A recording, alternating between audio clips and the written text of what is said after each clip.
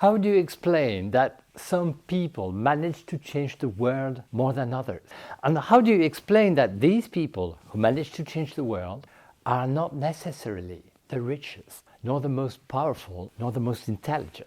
Hello, I am Grégoire Larocque. I've been a trainer for 10 years, and in 10 years I have been able to help 4,200 people in their jobs. Today I'm going to tell you about a very powerful tool, the tool that was used by people who changed the world, the sphere of influence. Let's go. In life there is me, myself, and around me there is a sphere.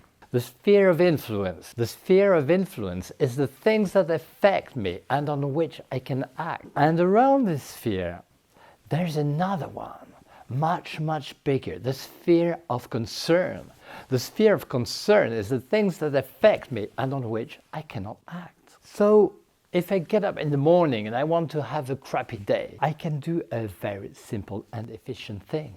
I can focus on the sphere of concern. Let's imagine I get up in the morning and I first listen to the news, crappy news, which is quite normal as we just have crappy politicians. I then take my car and get into the traffic, and it's a crappy traffic. I arrive to the office and have to apply decisions that I did not make, crappy decisions, and so on. By doing this way, I automatically feel perfectly frustrated at the end of the day. I have 100% chance of succeeding to have a crappy day. My brain likes processes that are certain. A secure feeling is what a brain is always looking for. So after that crappy day, my brain makes me want to have another one, and another one, and another one.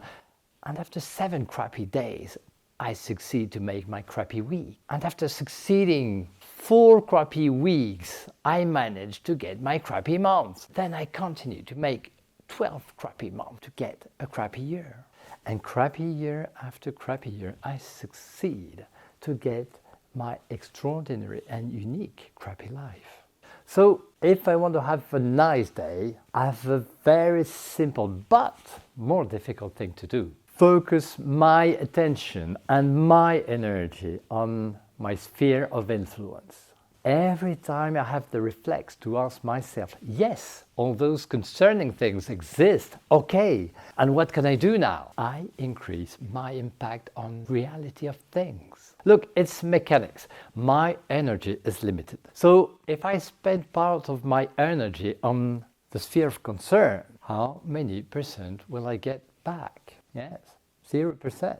And as I have spent some of my energy on the sphere of concern, how much of my energy is left to apply on the sphere of influence? Less.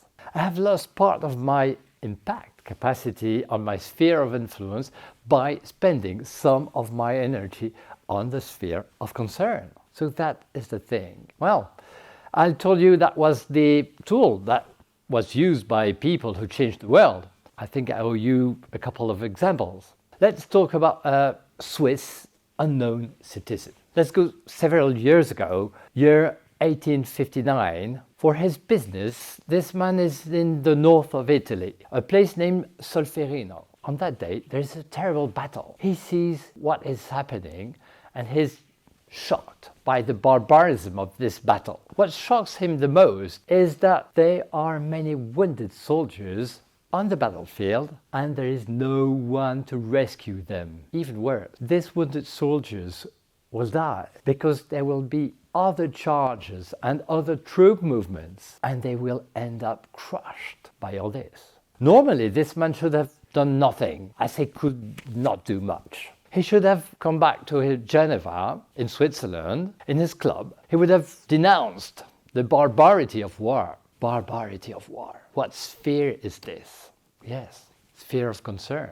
Instead of this, on that day, he asked to himself, okay, and what can I do now? I am a Swiss citizen. I can go to the general staff on one side and say, please, give us 2 hours. With the villagers there, we want to remove the wounded soldiers from the battlefield. Just 2 hours.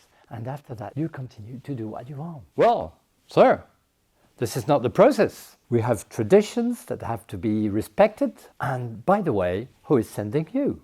Nobody is sending us. We don't want to disturb anyone. We just want 2 hours to get the wounded to safety. This man and the villagers were given the 2 hours.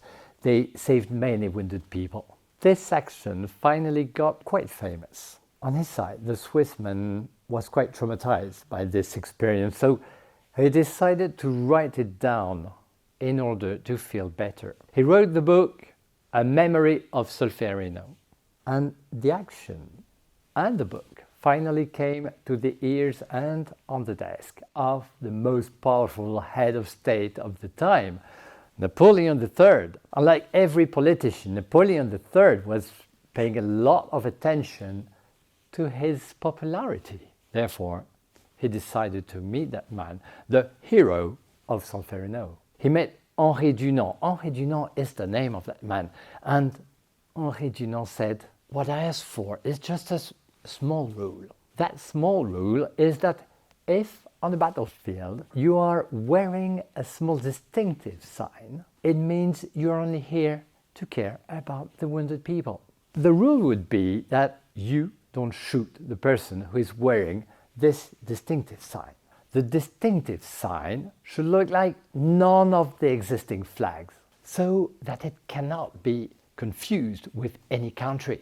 Why not taking the opposite of the Swiss flag? Instead of a white cross on a red flag, let's take a red cross on a white flag."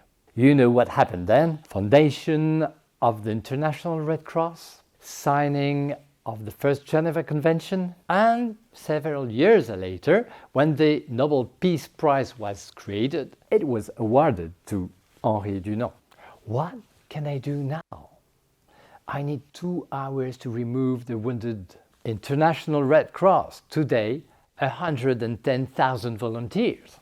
All right, you may say that was long ago, it could not happen nowadays.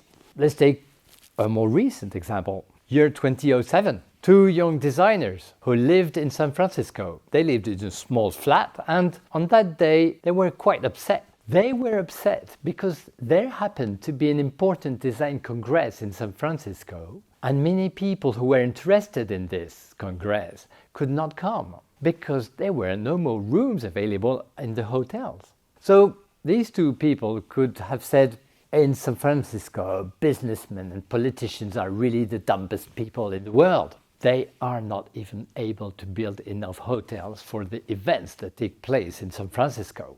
What sphere is this? Sphere of concern.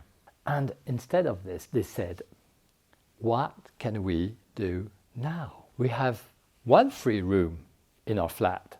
We can inflate air beds in that room, and we can put on the social networks that we rent 3 air beds in a room. And as it is not so great to sleep on an air bed, we will offer breakfast to our guests so that they will feel all right." You recognized what I'm talking about, did you? Airbed and breakfast. AirBnB. 3 air beds inflated in a room. The largest hotel operator in the world.